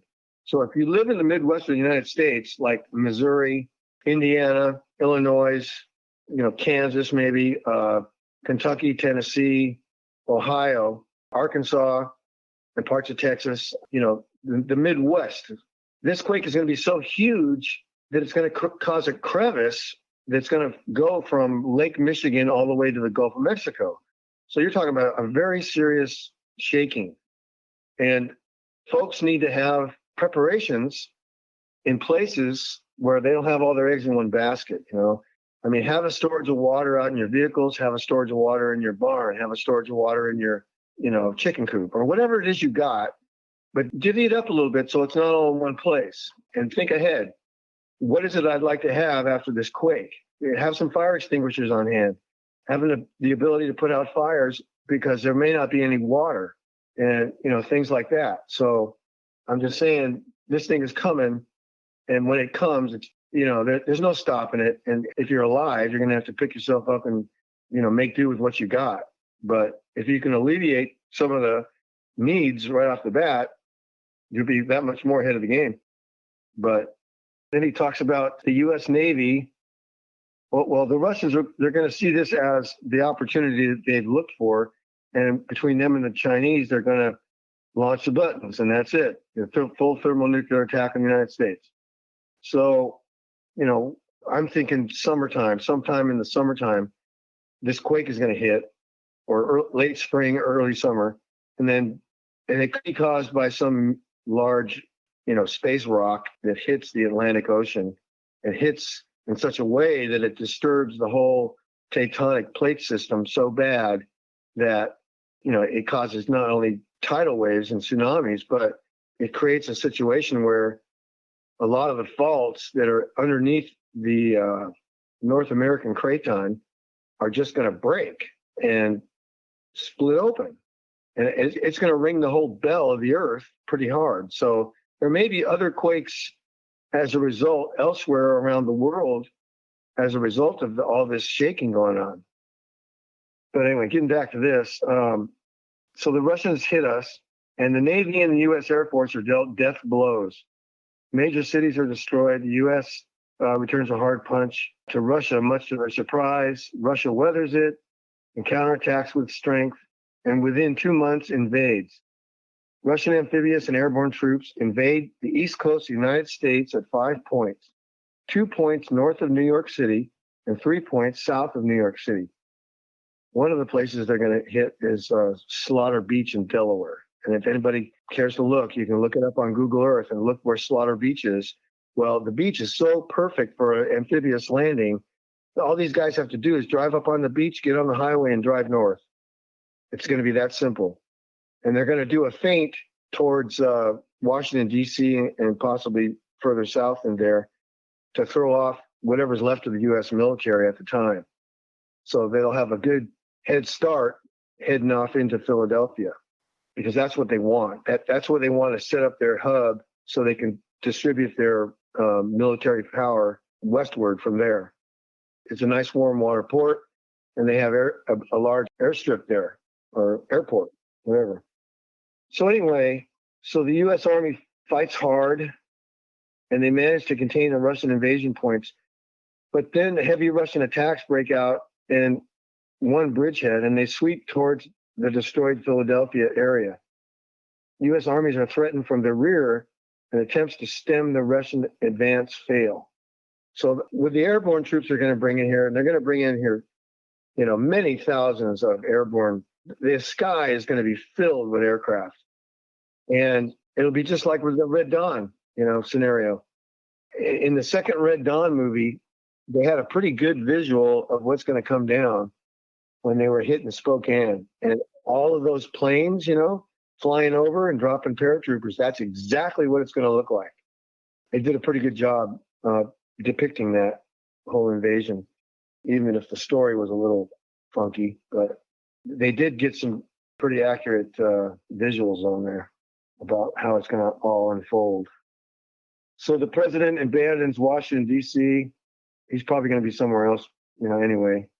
And it's not like it really matters who's president at the time. But the Chinese and the Japanese are going to invade the West Coast a little bit later, according to this. And they take Hawaii, and they're probably going to take Guam, and they're probably going to take Diego Garcia. And the Japanese are going to be in on it with the Russians. And so the Japs are going to take Hawaii again. It's going to be Pearl Harbor 2 all over again. That in and of itself is just incredibly a wild thing that it's going to happen again, Pearl Harbor, this is just my hunch, but I have a feeling that this whole thing with Hawaii, is somehow prepping the ground for this future invasion by Japan and the Chinese. And because I know the Chinese have certain people in their pocket and they are in cahoots. So it doesn't surprise me really. No. But I just have a kind of a hunch about that. So Hawaii surrenders to Japan intact, and China jointly occupies with Japan. The U.S. Army is pressed back on every front. Washington, D.C. is a ruined city, falls into Russian hands. The president and the government move west and set up seat of government in Kansas and the Dakotas. The U.S. industrial base, whatever there's left or whatever exists of it, is largely destroyed, although smaller factories are opening up in small towns everywhere. A severe fuel shortage cripples every effort. The U.S. Air Force is outnumbered and outclassed, and Russian and Chinese aircraft control the skies over every battlefield. The U.S. Navy is destroyed or surrendered, and that gets back into the Taiwan thing. The president tries to arrange these terms, but neither Russia, China, or Japan will respond, and the war goes on. He talks about somewhere in here about Florida being underwater. It was Florida, Alabama. Here it is. Southern Florida and parts of Louisiana and Alabama are underwater and cease to exist. Now, this is some time before the Russian invasion, okay? And it could be as a result of the earthquake that hits the Midwest. It creates such shaking that a huge hunk of Florida just literally sinks, breaks off and sinks. So, to people that are listening, if you yourself or other folks, your loved ones are living in these areas, give them a heads up, because those areas are going to be flooded and those areas are going to be just totally devastated. If this timeline is coinciding with the year that we're in and the next year that's coming, 2024, and this happens in the summertime, that's not a whole lot of time to prepare, or sell your place and pack up and move somewhere else. I mean, that's the bottom line. You're going to have to consult the Lord on these things. I mean, if I lived in Florida right now and I heard of this or I knew of it, I would be moving. I would be out of there. I would not be living in Florida. And some people, a lot of these folks that are immigrants into this country right now, they're going to be leaving in droves because the Lord is going to give them a heads up in their spirit that they need to leave this country. And they will leave. And a lot of Americans will probably leave too. And maybe some already are out of here already. I heard, what's that fellow's name? He had a program on TV where he talked about different conspiracies. Governor, what's his face? Jesse Ventura. ABC. Jesse Ventura, right. He went down to Mexico. He left. He's out of here. They were hounding him too much. And I think he was afraid for his life. And he's getting older and he's like, the hell with this. I'm getting out of here. I don't need this action. Yeah, in regards to that, most people don't realize he did a show with Dr. Rima Lebo, and this was back in 2010 or was it 2011? I can't remember. But the show called Conspiracy Theory with Jesse Ventura, it used to air on True TV once a week. And there was an episode with Dr. Rima Lebo where she was a guest and talking about a plan to get everyone to take the and that there was a pandemic coming in the near future. And it was interesting after that episode aired. I remembered at the time I had Dish Network, and it wasn't plugged into the phone line or hooked up to the internet. And they couldn't delete it off people who had satellite, who were not hooked up to, the provider system. But anybody who had cable, that episode mysteriously disappeared off people's DVRs. Like, cable companies around the country deleted it. And, I can testify to that because I had a neighbor at the time. She went to work and she had cable. She had set her DVR. Every episode had recorded week after week after week. But then that episode came on. It was there when she got home from work, but she was too tired to watch it. And then the next day she went to go watch it, and it had been deleted. And of course, that was when I invited her over to my house to watch it. And then after she saw it, she was like, well, I understand now why they probably did delete it. And I said, it doesn't exist. You never saw it. It doesn't exist. It was a running joke for us for a long time because they'd be saying one thing, yet doing another. And that's essentially what you see happening right now. Same thing. So the claims that was going on were true. And I'm not sure if that aired anywhere else outside of the US, but that was what was happening here. But then these companies were like, oh no, there's nothing going on with that. And it was just awfully suspicious that particular episode out of all of them was removed. And there was another episode that was aired where he had uncovered coffins for mass burials. So they didn't renew the show, or I think they may have renewed it, but then they canceled it midway through, and it never aired again. There were never reruns. It never even came to DVD, to my knowledge. So yeah, I've seen him live a few times since doing interviews, but I don't know if he's in the US doing those or if those are over the internet. And interestingly enough, there was yet another episode where he was interviewing people who had been targets or were being arrested for quote unquote hate speech. And he interviewed supposed heads of state, and they denied it and said, oh no, that's not going on. You're paranoid. There's nothing here to see.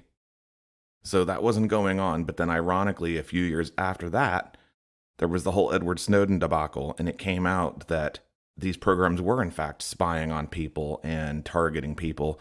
And look at what you have now. So was it a conspiracy? If it wasn't real, why are they trying to hide it? It's because they don't want light shown on what they're doing and what their plans are. And this is going on while everyone's distracted with politics and idols and all these things that we've talked about many times before that do not matter. Now look how far we've come with the surveillance state, with what's getting ready to happen and what's going down right now. Fact checkers, conspiracy theorists, disinformation, blah, blah, blah. Soon they'll be calling any teachings of Jesus and the true gospel a conspiracy theory, or labeling it hate speech. You have to question why certain churches don't even preach against certain things, nor do they bring it up. The bottom line in all of this is to just simply quote what Jesus said, Luke 8:17.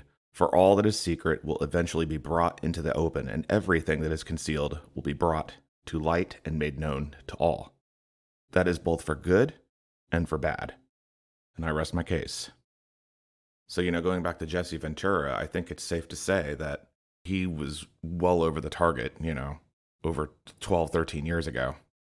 But yeah, definitely coincides with what you were just saying about him. Yeah.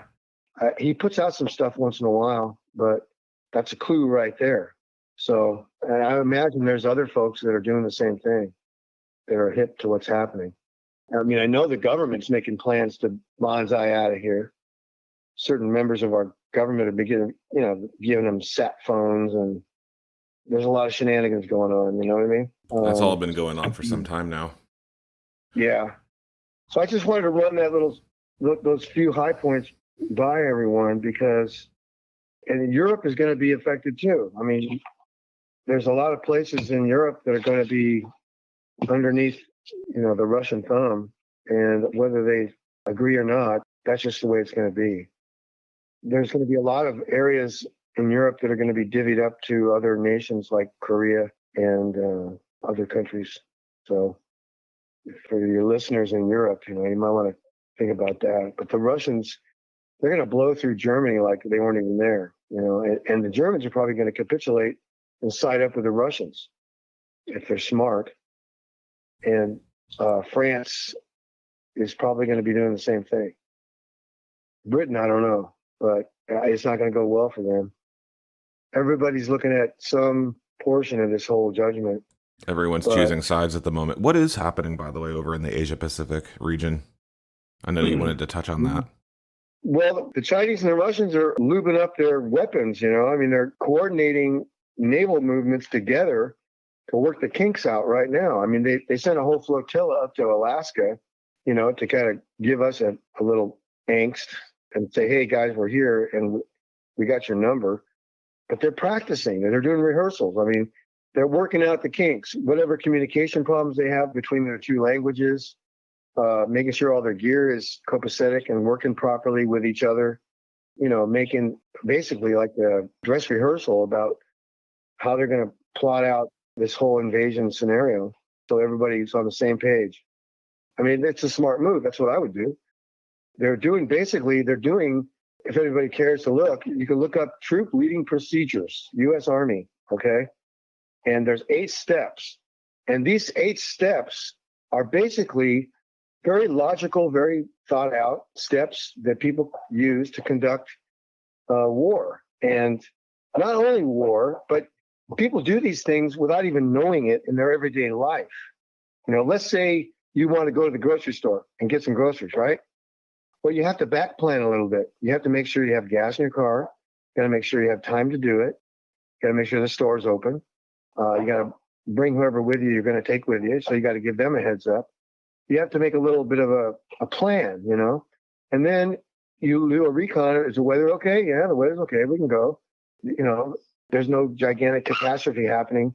So, everything's good to go. I have my keys. Okay. I have my purse or whatever, and get in the car and drive over there.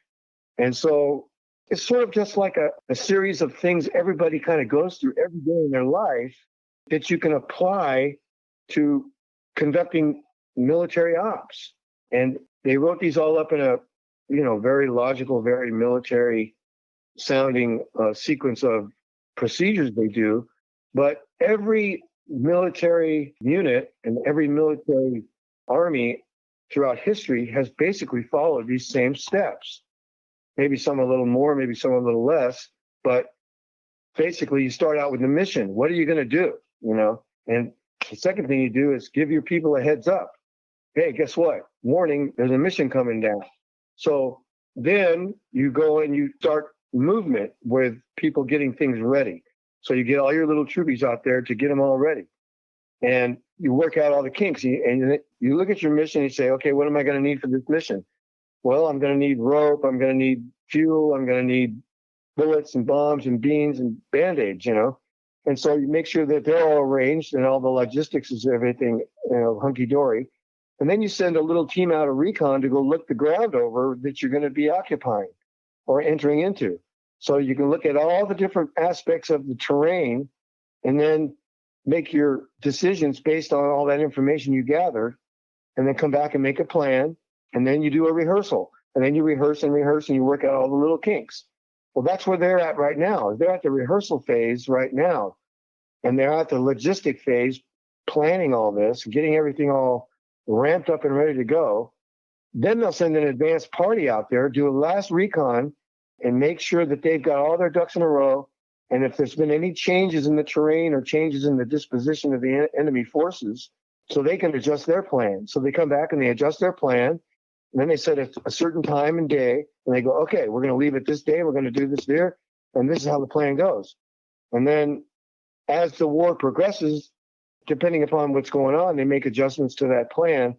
But the general mission doesn't change, and so they can just go by the seat of their pants after the first shot's fired and make adjustments. And that's kind of how wars go. And, there's always the unforeseen variable that flies into the mix. You have to have contingencies for that. So basically, that's what they're doing. If you have the ability to kind of see how they're doing it, little tells in the news and little tells in the movements they make and these little agreements and meetings they have and even wars that they're having is all geared for the main mission. You know, I mean, Putin is a very shrewd dude. He is basically getting a lot of his troops ramped up, war ready, and combat experienced to the nth degree. Okay. These guys, when they're all done with Ukraine, they are going to be some hardened, sharp teethed wolves that are going to be ready to just jump on the United States. And China, I wouldn't be surprised if they're going to be doing something similarly in getting their troops rotated through some sort of combat action to get them ramped up and ready to rock and roll on the United States. And Taiwan may be that ticket. You know, they might do that just to get everybody, you know, the taste of blood. So they know what it's like. They know what combat's like, and they know what's going to work for sure, and they know what's not going to work for sure. You know what I mean? So that's what's happening. And Putin is also, by this action over in Ukraine, causing the United States and the West, NATO, to use up a lot of their resources that will not be available later on when he's decided to go in. And he's, you know, the Chinese and the Russians are smart people, man. We're going to be going into this thing on sheer vapors and momentum of our past glories, which really we don't have that much of a glory as far as going up against a real serious opponent with a large army. We've had some police actions in Iraq and Afghanistan and elsewhere, you know, but we've never come up against somebody else with what the Russians and the Chinese have. We're basically moving on the momentum from our push from the 80s. We're using technology and gear that is now, you know, thrashed, worn out, and our troops have been diminished by social engineering and all these crazy experiments they did. You know, I mean, when I was in, man, there wasn't any females on an aircraft carrier, okay? And there weren't any females in combat slots, and it was for a good reason. And now it's anybody and everybody and their brother that can get in and be in all these places that are a sad example of anything, really. Well, that or they're concerned about gender identity and getting everything politically correct while our enemies are preparing. Yes, it's insane. Well, disgrace and a cruel joke are more the terms I'd use for it, but... Yes, even from the start, we're already at a huge, tremendous disadvantage. But you know when this all begins, they're going to whip everybody into a patriotic fervor. Yeah, they're going to try. And then they'll say, oh, anybody not going along, they're anti-American. Oh, yeah. Well, they're already trying to do that if you don't go along with the new normal. Yeah. I mean, if you call a sodomite, hell, you're liable to go to prison. This has happened before, you know. This happened to Israel years ago. Same thing. They got all messed up morally, and God warned them, and they kept on doing it, and then God took them out. That was it. And that was his own people, you know, the chosen people. Yep, and we can't even come together on the basics. A house divided can't stand, a nation divided will fall, like a haughty spirit that comes before a fall. And we don't come together because it's pride. We can't even come to agreement on these things, even though they're going on all around us. Silence mostly. No speaking out against the evil. Somebody else can do it. That's the American way. Yeah. He's merciful, right? He's not going to do that to the United States. Well, that's the mistake we make here in this country is, it can never happen here. That's only for everybody else. Yeah. Somehow America gets to escape everything. But that's not going to happen, man. What's going to happen is what these fellows, these prophets have put out. He's giving people time to repent, and those who worship him must worship him in truth. I am no prophet, man. I'm just an observer and a believer in Jesus, and he shows me stuff, you know, once in a while. But he doesn't say, "Well, thus and thus says the Lord, go tell him," you know, or anything like that. Not yet. But he has told many prophets present day prophets, what is coming down. And it's irresponsible for the Christian community to blow these off to their own undoing, especially now when it's all happening right before their eyes and they still resist looking at it and accepting it and receiving it in the way that God is telling them, truly how he's telling them. The priests do not convey the truth, neither do the pastors half the time. And because they don't convey the truth, or only part of it, or 25% of it, people are destroyed for lack of knowledge. Yes. And as a result, those priests and pastors and the false prophets preaching peace, peace, peace, when there is no peace, are going to find themselves in the judgment as well. Yes. So I say to people that will receive it, gird your loins. Gird your loins. Now, I don't know if anybody really knows what that means. They've read it probably a few times in the Bible. I don't know if they looked it up, but when you gird your loins, okay, that means you're getting ready for a serious run, okay? If you're a guy, you've got to tighten up everything that's hanging down there, okay? Because it's going to be banging against your legs. And you don't want that problem going on when you're running out flat out full throttle. What they used to do is they put a cloth, like a loin cloth, tight around all their gear and then cinched it real tight. And so they could take off and run like the wind, like a deer, without worrying about all that stuff. And nowadays, football players use a jock strap to do the same exact thing, or, people in sports. So that's what he means by girding your loins, is to prepare yourself spiritually and tighten up your gear, okay, and your soul, and get tight with him, because we're in for one bucking bronc. And if you're not tied onto that saddle, man, you're going to get flung off, and it's going to hurt. So trim your lamp, That's what he's saying when he says that. Trim your lamp. Get tight with him now.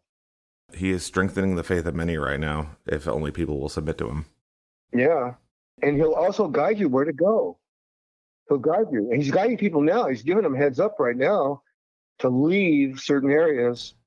And I mean, up and leave. And if your family isn't agreement with you and they decide to stay and the Lord's telling you to go, who are you going to obey? Who are you going to listen to? There's a lot of folks, myself included, who had to make that decision. And I was tempted not to. I was tempted greatly not to do it. But I'm glad I listened to the Lord. I followed his lead, because, it's like he says, whoever's left father or mother or sister or brother for the kingdom of God's sake will be blessed more in this life and then more in the life to come, etc. And he who doesn't love his family more than me is not worthy of me. It's heavy. It's sometimes very difficult. It was very difficult. It was one of the hardest things I ever had to do in my life. It is very difficult. And brother, I think before we close it out today, I should make mention too that there's a reason additionally that these separations take place. Either the Lord has something for you to do, or he could be moving you to safety. It's possible that what you're going to be doing for him could be a danger to your family, or vice versa. They may become a danger to you. Remember, the Lord said a man's enemies would be right in his own household. And there are several reasons that there are divisions taking place. And, brother, as you know, Sister Glenda, she's done a whole series on why the division's occurring. But I felt that was worth mentioning, because that is taking place. And there's also a division of the wheat and tares taking place right now. Yes. And, I talked about this at the beginning of the year when I had the dream about the railroad tracks and maneuvering from one side through the crossing to the other, and that there would be those who would stay behind. And those who stay behind, whether due to fear or arrogantly choosing to go their own way, they would be forfeiting blessings or their safety in the times to come. And we're quickly approaching these scenarios that we've been going over in the last two series. Anyway, sorry to interrupt. Continue. Yes. People are going to have to come to grips with that and get down in the prayer closet and hear what God is telling you. Because, that wave, I'm telling you what, brother, that wave was right there, and it's coming. There's no room for wiffle waffle now, man. There's no room. There's just no room left. And that goes for us too, brother. I'm in agreement. You know what I mean, man? I mean, get really, really down. And I can feel it, you know. It's like I've been talking about the submission for weeks. Good grief, you know. My thoughts are more in line with Christ, you know. He's taking captive any bad stuff that might be trying to make its inroad into my brain, you know, or my heart or whatever, because it's going to be a difficult battle. And I don't need extra baggage to be carrying around when I'm just trying to put one foot in front of the other, you know? So, yep. Can't emphasize that enough. Yeah. But be of good courage. You have a race to run and got to strip off the weights that slow us down. Yeah. I mean, for such a time as this, you know? Yes. He knows every leaf and he knows every grain of sand and he knows every one of us. He put us here for a reason. Every one of us has a unique task to perform in this whole battle. So it's time to move out and draw fire, you know? Move out and draw fire. Pray for me too. We'll be. We're supposed to be praying for the family of believers everywhere. Yeah. There's many out there who are looking for direction right now. Yeah. They need to find it in the prayer closet. You know, get away from the video games and all the garbage and get quiet with him. Get away from the TV. Go take a walk in the woods or something and get away, get quiet. That's how you find it. Jesus did the same thing. He would just take off and walk up into the mountains and get away. He was our example, you know? I mean, he was overwhelmed at sometimes. He was tired, you know? Yep. He wasn't eating good and he got exhausted from time to time. And what did he do? He would go off and pray. And that's what the body needs to be doing right now, especially. Because once this starts, man, you're going to have to be carrying a full lamp, okay? I agree with you, brother. And didn't you have also another dream? You had the one about the tsunami, but then you were telling me about another one that you had recently. Do you want to go over that really quick? Okay, so I had the tsunami dream, right? And then I did the podcast with Glenda. And then about 3 days later, I had this other dream.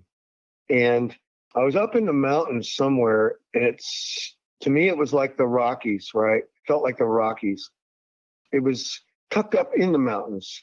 And it wasn't like Denver or someplace like that where the plains is on one side and you got mountains on the other side. So I was just on a highway on the edge, like on the shoulder of a highway. Somehow I know it's north. I was looking north and I was looking at this large, really big, gigantic mountain range, right? And there was snow on the tops. And I was just standing there on the edge of the road, you know, another one of those why am I here deals.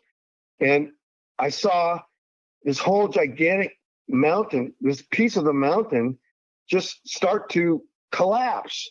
And it looked like at first it was just a huge chunk, right? And then it broke up and it looked like, you know, like when a gravel truck backs up and lifts its gate and all the gravel comes pouring out. That's what it looked like. And there was this huge cloud of dust and debris and stuff coming up. And I was standing there just looking at it with my jaw open, like, what? You know, and about 5 seconds later, man, the ground started shaking where I was. And I turned around and I looked the opposite direction. And there was this city that was there. And I was looking at this one building in particular. Now, these buildings, they were not really skyscrapers per se. They were kind of like older, but there was this one that stood out to me pretty clearly. And it was about 20 stories, 25 stories high, maybe 30 stories. But it was just swaying like a palm tree, man, you know, back and forth really hard. And I could see pieces of it were sharding off of it. And then I woke up, you know, that was it. It was just a quickie. But I just sat there and I thought about it for a while. I was trying to figure out where this could be, you know. The feeling I kind of got was it was in a city of some size, but not really big, you know, like a smaller city. Yeah. And I thought, well, gosh, what's in the Rockies? What's in those mountain ranges that could possibly be? And I thought, well, gosh, maybe Salt Lake City, right? So I looked up Salt Lake City, and sure enough, man, there's this one building in Salt Lake City, and the first picture that came up was a picture of the city in front and this gigantic mountain range behind it, and it's called the Wasatch Mountains, I think, Wasatch Mountains or something like that. I mean, I'm not really too familiar with that area, but I was stationed in a smaller town nearby there, and I went to school in another camp that was on the outskirts of Salt Lake City. But I was over a ridge or two from Salt Lake City, so I didn't really see Salt Lake City that much. But anyway, so I'm looking at this picture, and there is this one building that looked just like the building I was looking at, man. I don't know for sure if that was it, or not. And I'm not saying that Salt Lake City's going to get hammered or nothing, but the feeling that I got was that this event is going to be coinciding or at the same time as other events that are going on. You know what I mean? As far as seismic events. That's what I was going to say. It So, sounds like it's a quake or something. yeah, it was a large tectonic seismic movement across the country is what I felt like, because I prayed about it and I asked the Lord, and it was sort of like this is going to be happening at the same time as what's going to be happening on the West Coast and what's going to be happening in the New Madrid area, and the Midwest. So people in the Rockies, as far east possible or west as Salt Lake City, Nevada, Utah, Arizona, maybe even, are going to be affected. It's going to affect a large area of the United States. So it's always a good idea to be prepared and to make some movement in that area to provide for yourself and your families, like people used to do 120 years ago, 140, 50 years ago. People were hardy. They had a pantry full of goodies, and they knew how to make and can goodies, and they knew how to grow gardens, and they knew they knew all this stuff. And a lot of that's been lost through the course of the last 100 years to most people. Most people don't have a clue where food comes from, except at the grocery store. And that's just the way things are. Not taking anything away from anybody that may not know. I'm just saying that is how it is. It's a two-edged sword. Our technology has left us at a great disadvantage when things get tight, things get rough. So I'm just saying, be proactive, embrace it, face it, and do something about it. Like I said, move out and draw a fire. Do something, because if you don't, you're going to wish you did. And even if you did, you're going to wish you did more. And not that God won't provide in some way, but you're going to have to endure some serious hardship. So just get that set in your head that you're going to have to endure some serious hardship. People are checking out already because they think it's so bad. Things are tough, but things are not as bad, really, like they're going to be. So that's something to think about. We're in a time of mercy right now. Yeah. I mean, money's tight. It's tight on everybody, and fuel costs are going up and everything's going up, and it's getting hard to get things. But man, we're going to look back on this like this was the good times, from what the Lord has shown me in the last 20, 30 years. Yeah. And don't take anything for granted. I mean, when you get your nice clear cup of water, to drink, thank God you have it, because it's going to be hard to find water, clean, clear water. A simple thing such as a cup of water is going to be like a cherished gift from God, which it is already. People just don't realize it. But you're going to dream about a nice juicy cheeseburger and fries. They're just not going to exist anymore. Wrap your mind around that. The things we take for granted, I'm guilty of it too. I take things for granted every day. Every day what I do is I kind of reflect on the day and I look back on it and I go, oh gosh, Lord, I could have done better here. I could have done better there. Help me, and I'm sorry that I didn't appreciate this, but I do now. because these things are going to dry up. So just, people they're going to be here. They are going to be here. People in Ukraine are here. Okay. People in places where there's bombs going off and there's bullets flying by their heads, they are still here right now. This very moment. There's some drone dropping on some troops, blasting their butts into oblivion. Okay.